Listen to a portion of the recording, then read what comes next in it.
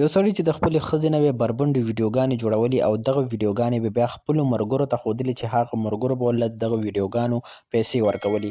دغه ویډیوګانې چې اوس سوشل میډیا باندې خپرې شوې دي، د دغه ښځې اول بیان واورئ چې دغه بیان کې څه ویلي.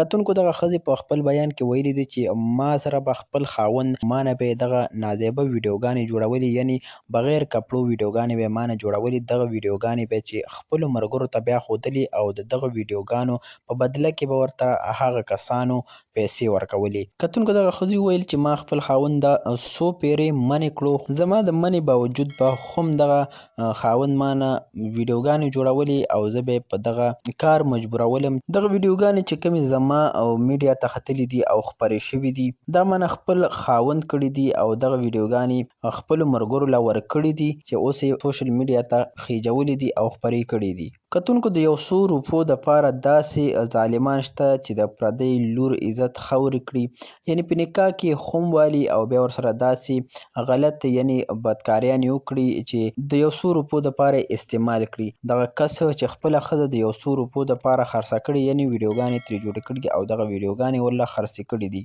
کتونکو که موږ وګورو نن سبا په سوشل میډیا باندې داسې ډېر کسان شته چې خپلې ښځې خرڅوي، خپلو ښځو نه ویډیوګانې جوړوي او دغه ویډیوګانې خلکو ته ښایي او په دغه ویډیوګانو پیسې پیدا کوي. نو کتونکو د داسې بې غیرتو خلکو دپاره د پیسو د ګټلو همدغه یو ذریعه ده چې خپلې ښځې استعمال کړي، خپلو ښځو نه ویډیوګانې جوړې کړي او دغه ویډیوګانې میډیا ته وخیجوي او خلکو باندې په دغه ذریعه خرڅې کړي. نو کتونکو تاسو داسې خلکو باره کې څه رایه ساتئ؟ تاسو په کمنټ کې موږ ته ویلی شئ. د ویډیو کتلو مو مننه کوم. کتونکو دا نوې واقعه وه چې راسره مو شریکه کړله. د دې چینل نه به در سره داسې نوې اپډیټ شریکوو. زموږ چینل ضرور سبسکرایب کړئ.